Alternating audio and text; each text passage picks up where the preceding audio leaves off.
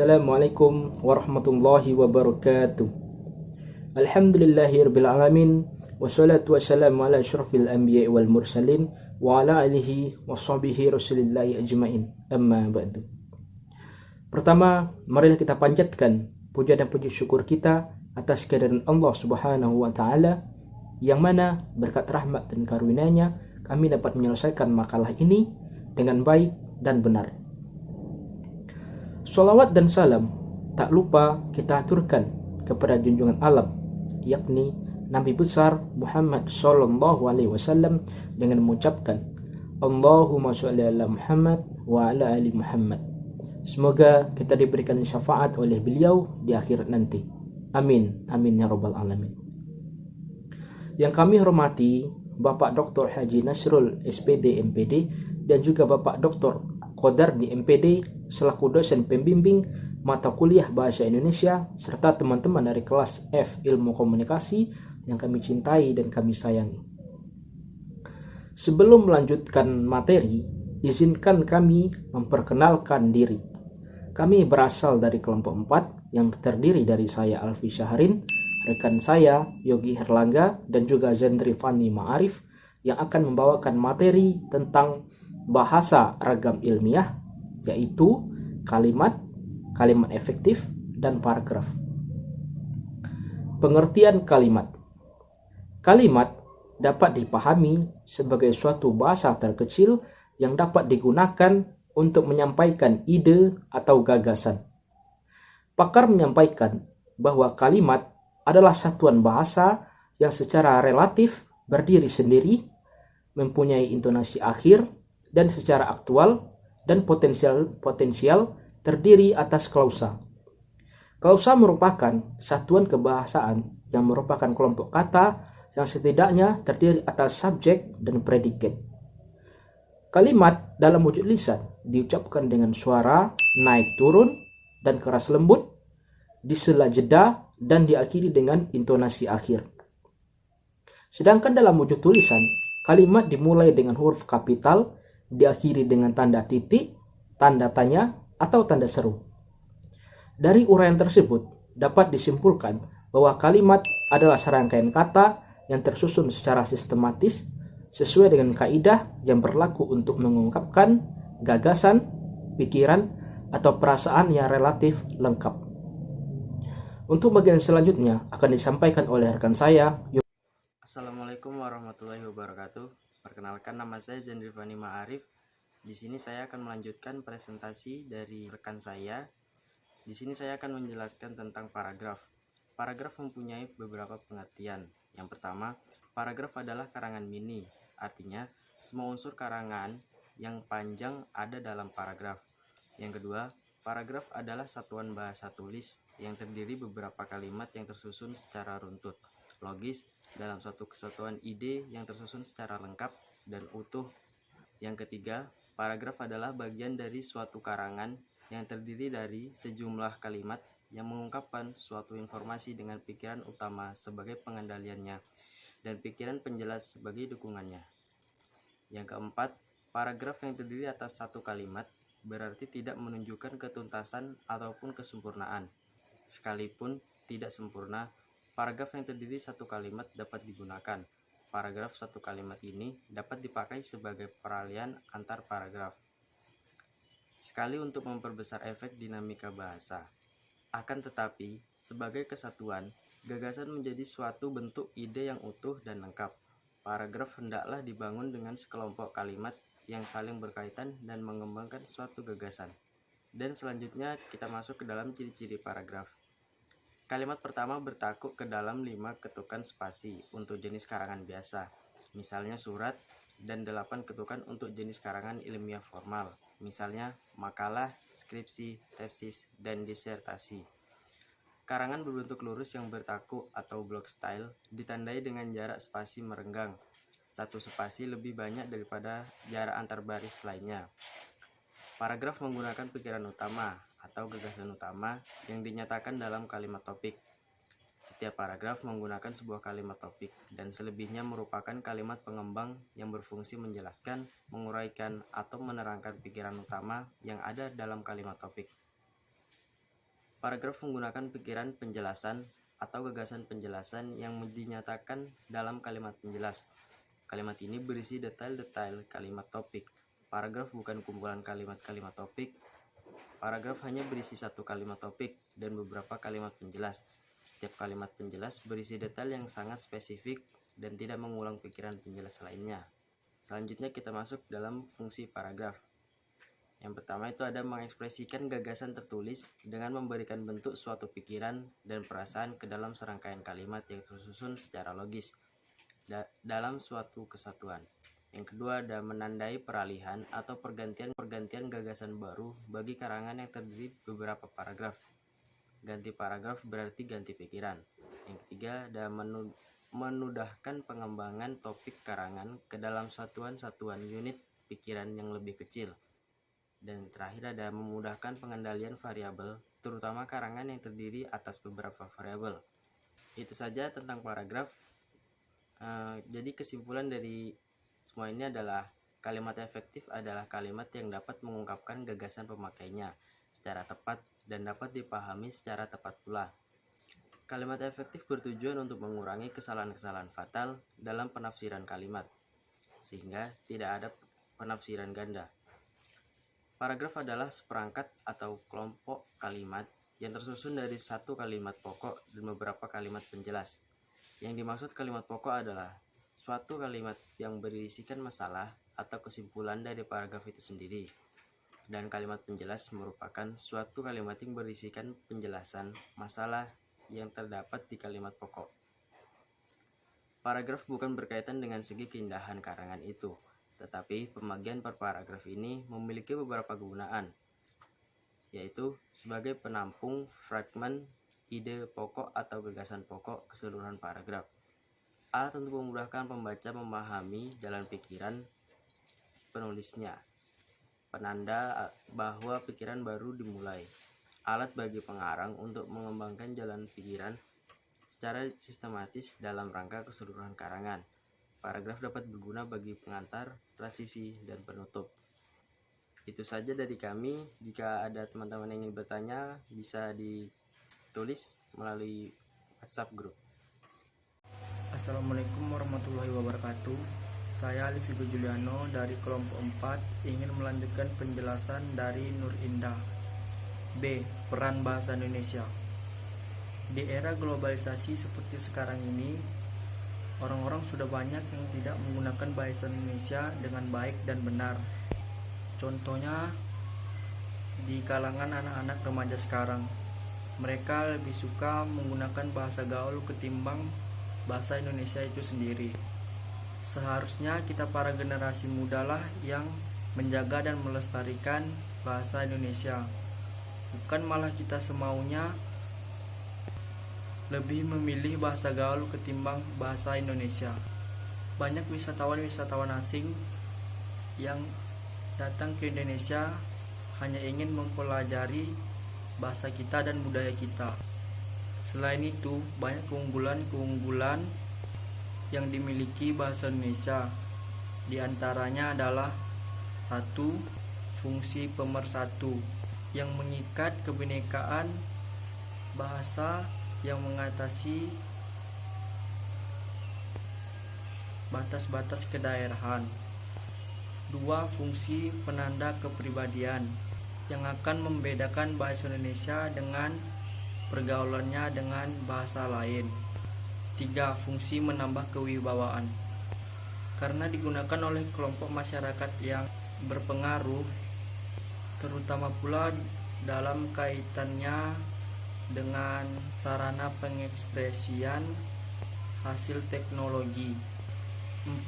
Fungsi kerangka acuan karena merupakan tolak ukur benar tidaknya pemakaian bahasa sesuai dengan Sumpah Pemuda 1928 dan Undang-Undang Dasar 1945. 9 bab XV Pasal 36 bahwa bahasa Indonesia berkedudukan sebagai bahasa nasional dan bahasa negara. Selanjutnya akan dilanjutkan oleh Yufli. Terima kasih. Assalamualaikum warahmatullahi wabarakatuh. Baiklah, saya akan melanjutkan materi yang disampaikan oleh rekan saya Rena, yaitu fungsi bahasa Indonesia. Fungsi bahasa Indonesia. Bahasa Indonesia berfungsi sebagai lambang kebanggaan nasional, lambang identitas nasional, alat penghubung antar warga, antar daerah, dan antar budaya. Alat yang memungkinkan penyatuan berbagai suku bangsa dengan latar belakang sosial, budaya, dan bahasanya masing-masing ke dalam kesatuan bangsa Indonesia. Sedangkan kedudukan bahasa Indonesia sebagai bahasa negara yang memiliki fungsi lain diantaranya, yaitu poin pertama, bahasa resmi kenegaraan. Maksud dari bahasa sebagai bahasa resmi kenegaraan bahwa bahasa Indonesia dipakai di dalam kegiatan-kegiatan resmi kenegaraan seperti upacara, peristiwa, dan kegiatan kenegaraan baik dalam bentuk lisan maupun dalam bentuk tulisan. Salah satu kegiatan tersebut adalah penulisan dokumen dan putusan-putusan serta surat-surat yang dikeluarkan oleh pemerintah dan badan-badan kenegaraan lainnya seperti pidato kenegaraan. Poin yang kedua yaitu bahasa pengantar dan pendidikan. Bahasa Indonesia memiliki fungsi vital di dunia pendidikan di Nusantara ini. Mulai dari taman kanak-kanak sampai dengan perguruan tinggi di seluruh Indonesia, kecuali pada daerah-daerah tertentu yang masih menggunakan bahasa daerah sebagai bahasa pengantarnya seperti Aceh, Batak, Sunda, Madura, Bali, dan Makassar. Akan tetapi hanya sampai tahun ketiga pendidikan sekolah dasar. Poin yang ketiga yaitu alat penghubung pada tingkat nasional.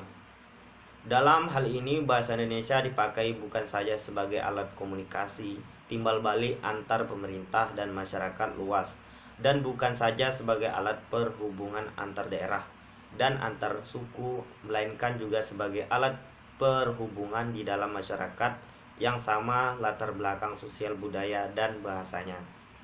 Poin yang keempat yaitu alat pengembangan kebudayaan, ilmu pengetahuan, dan teknologi. Di dalam hubungan ini, bahasa Indonesia adalah satu-satunya alat yang memungkinkan kita membina dan mengembangkan kebudayaan nasional sedemikian rupa sehingga bahasa Indonesia memiliki ciri-ciri dan identitas sendiri yang membedakan dengan kebudayaan daerah. Kedudukan dan fungsi bahasa Indonesia sebagai lambang kebangsaan. Di dalam fungsinya sebagai lambang kebanggaan kebangsaan, bahasa Indonesia mencerminkan nilai-nilai sosial budaya yang mendasari rasa kebangsaan kita. Atas dasar kebanggaan ini, bahasa Indonesia kita pelihara dan kita kembangkan serta rasa bangga pemakaiannya senantiasa kita bina. Kedudukan dan fungsi bahasa Indonesia sebagai lambang identitas nasional. Bahasa Indonesia fungsinya sebagai lambang identitas nasional yang mengarah pada penghargaan terhadap bahasa Indonesia. Selain bendera dan lambang negara, di dalam fungsinya bahasa Indonesia tentulah harus memiliki identitas sendiri, sehingga serasi dengan lambang kebangsaan yang lain. Bahasa Indonesia memiliki identitas hanya apabila masyarakat pemakaiannya, terutama kaum muda dan pelajar, membina dan mengembangkan sedemikian rupa sehingga bersih dan unsur-unsur bahasa lainnya.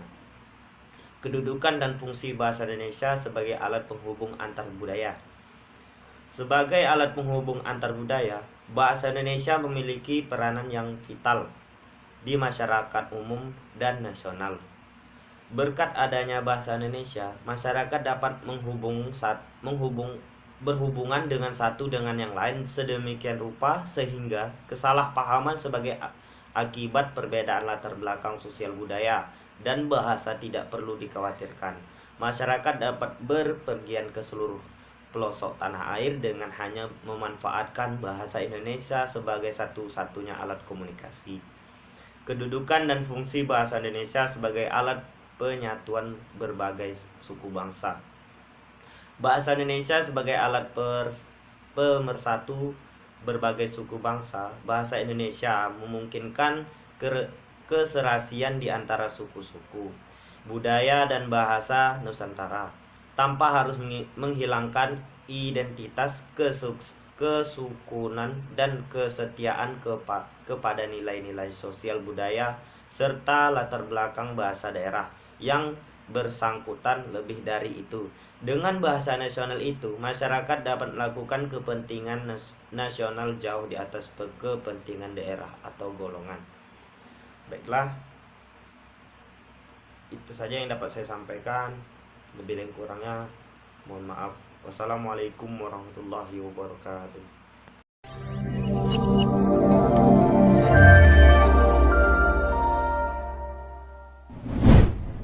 Assalamualaikum warahmatullahi wabarakatuh. Memperkenalkan, nama saya Muhammad Irfan. Saya berasal dari kelompok 3 yang akan mempresentasikan hasil diskusi kami yang berjudul Upaya Generasi Muda dalam Melestarikan Bahasa Indonesia. Di sini saya akan menjelaskan pengertian generasi muda. World Health Organization atau WHO mendefinisikan pemuda sebagai seseorang yang berusia antara 10 sampai 24 tahun. Sementara menurut Undang-Undang Kepemudaan, yang dimaksud dengan pemuda adalah mereka yang berusia 18 hingga 35 tahun. Berdasarkan pengertian dan definisinya, pemuda mempunyai beberapa arti menurut para ahli. Mulyana 2011. Definisi pemuda adalah individu yang memiliki karakter dinamis, artinya bisa memiliki karakter yang bergejolak, optimis, dan belum mampu mengendalikan emosi yang stabil. Peran pemuda bagi bangsa Indonesia. Yang pertama adalah agent of change. Peran pemuda sebagai generasi penerus bangsa Indonesia, yang pertama dapat dilihat dari peran pemuda sebagai agent of change atau agen perubahan. Artinya bahwa pemuda Indonesia sebenarnya memiliki peranan untuk menjadi pusat dari kemajuan bangsa Indonesia itu sendiri. Dalam hal ini dapat dilakukan melalui pengadaan perubahan dalam lingkungan masyarakat, baik secara nasional maupun daerah, menuju pada arah yang lebih baik lagi pada masa yang akan datang. Hal ini pula yang menjadi alasan mengapa ada pernyataan seperti peran pemuda sebagai generasi penerus bangsa, karena yang menentukan kemajuan bangsa Indonesia di masa depan adalah para generasi mudanya melalui keberhasilan perubahan-perubahan positif yang dapat dilakukan. Memang berbagai macam-macam tantangan pastinya akan dihadapi atau dialami oleh para generasi muda. Tetapi setidaknya para pemuda dapat kembali menengok pada makna Sumpah Pemuda ataupun makna kemerdekaan Indonesia, di mana segala tantangan yang akan dapat dihadapi jika perbedaan-perbedaan yang akan dapat dihadapi dengan positif dan dilakukan secara bersama-sama yang juga sesuai dengan atas Bhinneka Tunggal Ika, seperti melalui upaya saling memotivasi dan mendorong adanya kemajuan pada masyarakat. Salah satu kunci agar dapat sukses menjadi agent of change pastinya adalah keyakinan yang dimiliki para pemuda. Maksudnya adalah para generasi muda harus yakin akan apa yang mereka miliki dan selalu melakukannya dengan baik dan benar. Yang kedua adalah agent of development. Selain menjadi agen perubahan, peran pemuda juga sebagai agent of development atau agen pembangunan sebagai penerus bangsa. Artinya bahwa para pemuda Indonesia memiliki peran dan tanggung jawab dalam upaya melancarkan atau melaksanakan berbagai macam pembangunan di berbagai macam bidang, baik pembangunan nasional maupun pembangunan daerah. Mengapa agen peran tinggi pada generasi muda, baik pada masa sekarang maupun masa terdahulu?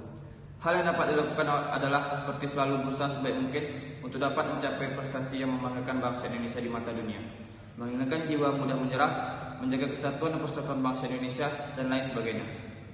Terlebih lagi, semangat pemuda dalam usahanya mencapai tujuan pembangunan nasional, seperti dengan menyampaikan ide-ide pembangunan yang baru maupun keinginan untuk terjun langsung dalam pembangunan bangsa Indonesia. Walaupun kegagalan sering dialami oleh para pemuda Indonesia, tetapi perlu diingat kembali untuk tidak mudah menyerah, karena sebenarnya kegagalan merupakan suatu awal dari kebangkitan untuk kesuksesan. Tidak lupa pula, semangat yang tinggi ini juga dapat diraih dengan terus menerapkan makna Sumpah Pemuda dan juga makna kemerdekaan Indonesia. Sekian materi yang saya sampaikan. Selanjutnya akan diteruskan oleh Maranti Ulia. Sekian, terima kasih. Yang keempat itu dari influencer merintis sesuatu hal dan para anggota selanjutnya ikut terlibat. Dan dalam unsur Jono Sukanto, Magifor menjelaskan mengenai unsur-unsur dalam sentimen community. Seperasaan unsur muncul akibat adanya tindakan anggota dalam komunitas yang mengidentifikasi dirinya sebagai kelompok dikarenakan adanya kesamaan kepentingan. Dan sepenanggungan diartikan sebagai kesadaran akan peranan tanggung jawab anggota komunitas dalam kelompoknya. Yang terakhir itulah saling memerlukan, yang diartikan sebagai perasaan ketergantungan terhadap komunitas baik sifat fisik maupun psikis. Sekian, terima kasih. Assalamualaikum warahmatullahi wabarakatuh. Saya Maris Daisy dari Pemakalah kelompok 1 akan melanjutkan pembahasan bagian B, komunitas desa, kota, dan campuran. Komunitas desa merupakan suatu kelompok masyarakat yang hidup rukun, saling gotong royong dengan suasana pedesaan, masih saling mengenal dalam satu desa, hidup guyup rukun, jauh dengan pabrik. Mereka masih saling tegur sapa, bercanda. Mayoritas pekerjaan petani, peladang, hidup makan yang ada di sekitar mereka. Sedangkan komunitas kota ialah penduduk kota yang tidak tertentu jumlahnya. Penekanan kata kota memiliki arti yaitu sifat dan ciri kehidupan yang berbeda dengan komunitas pedesaan, atau bisa dibilang berbanding terbalik dengan komunitas desa yang sangat berinteraksi dengan sekitarnya. Komunitas campuran ialah komunitas yang terdapat ada unsur komunitas kota dan desa, yakni tidak beda jauh. Kedua komunitas campuran biasanya terdapat pada wilayah di pinggir perkotaan dan maupun di pinggir di pedesaan. Kenapa bisa terjadi komunitas campuran? Karena komunitas tidak lepas dari interaksi yang ada di sekitar sehingga terbentuk komunitas campuran. Baiklah, selanjutnya akan dijelaskan oleh saudara Ibadur Rahman. Assalamualaikum warahmatullahi wabarakatuh.